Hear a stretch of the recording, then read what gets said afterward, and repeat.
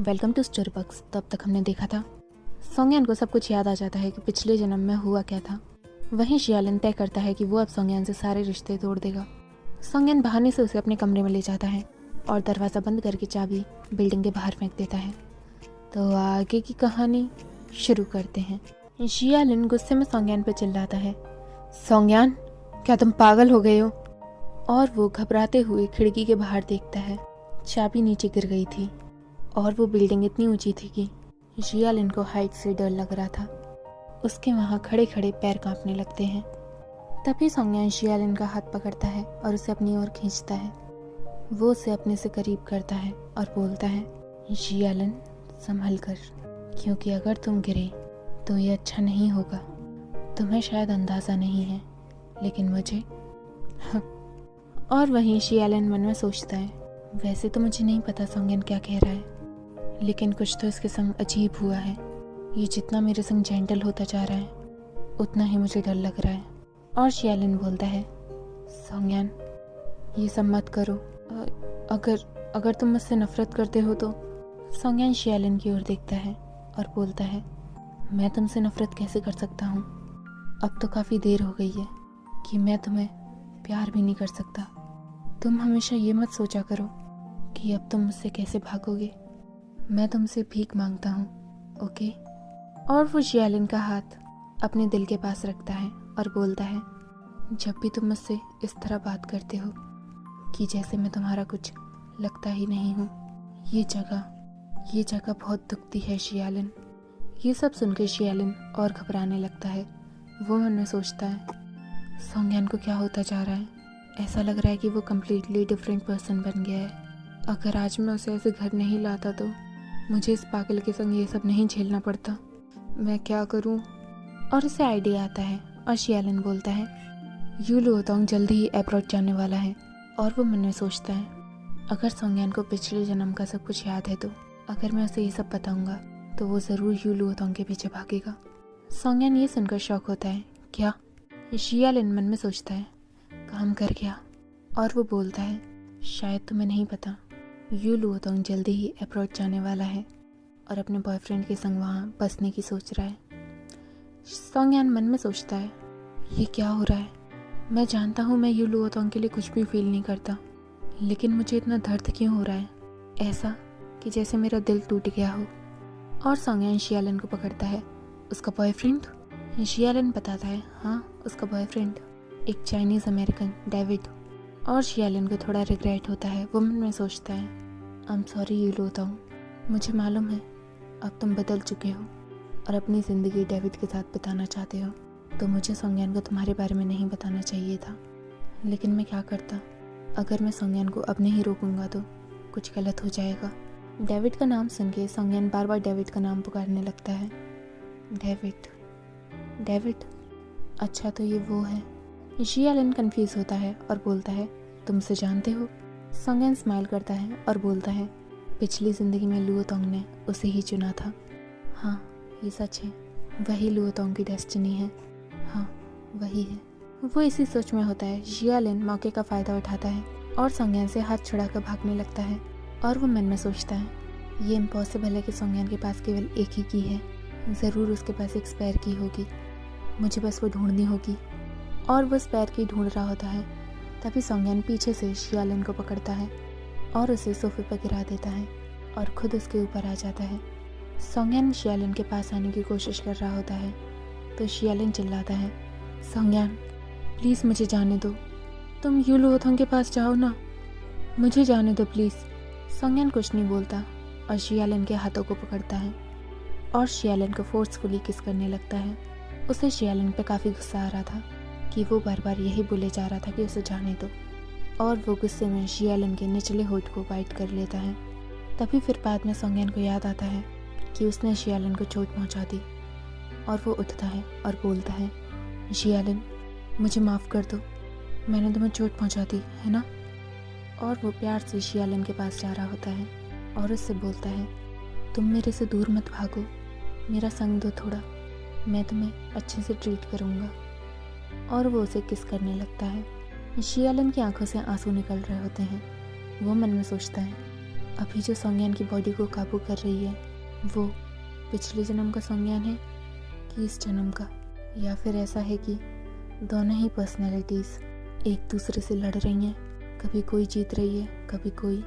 इसी वजह से कभी कभी सोंगयान इतना दरिया दिल दिखता है और कभी इतना खौफनाक। और शियालिन बोलता है, सोंगयान मुझे जाने दो, चलो बैठ के बात करते हैं, ठीक है।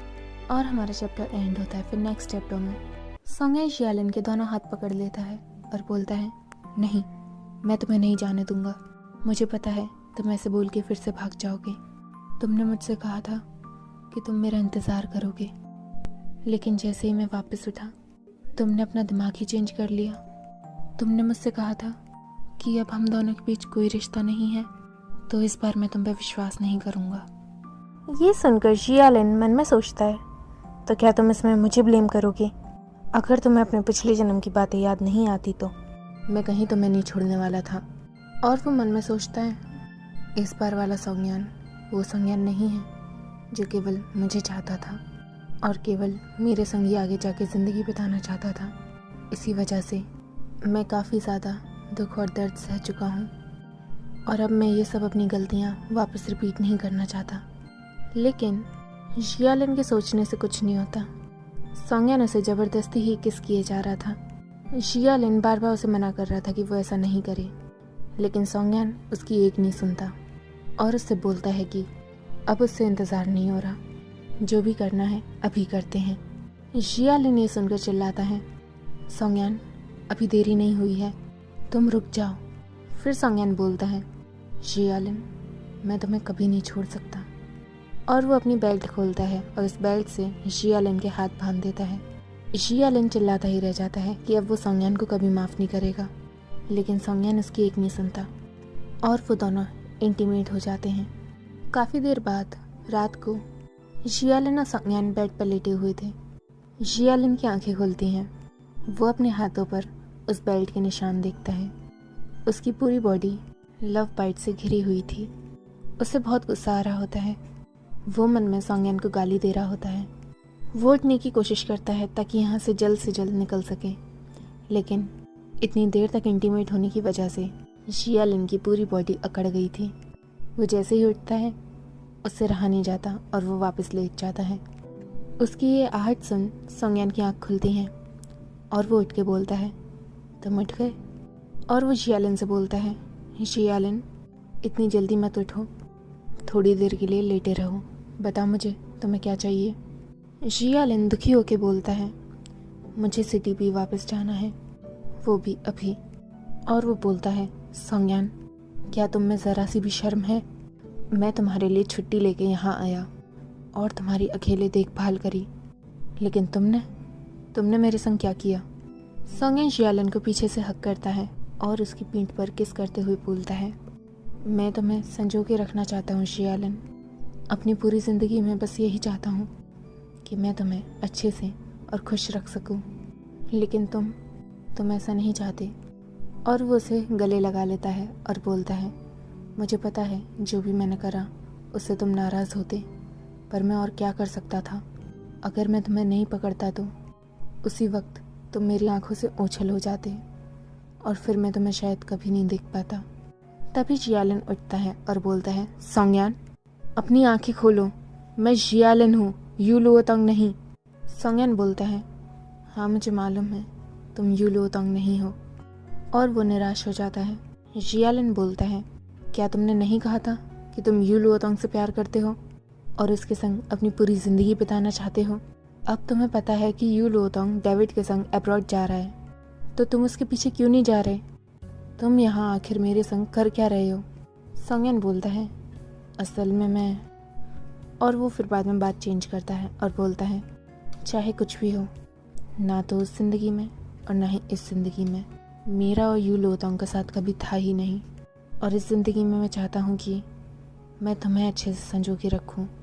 शियालिन चिल्लाता है, तुम्हें पता है सोंगयान, पिछली ज़िंदगी में तुम्हें लगा था कि यू लुओतोंग मर चुका है, इसीलिए तुम्हें ना चाहते हुए भी मेरे संग रहना पड़ा था, ठीक है?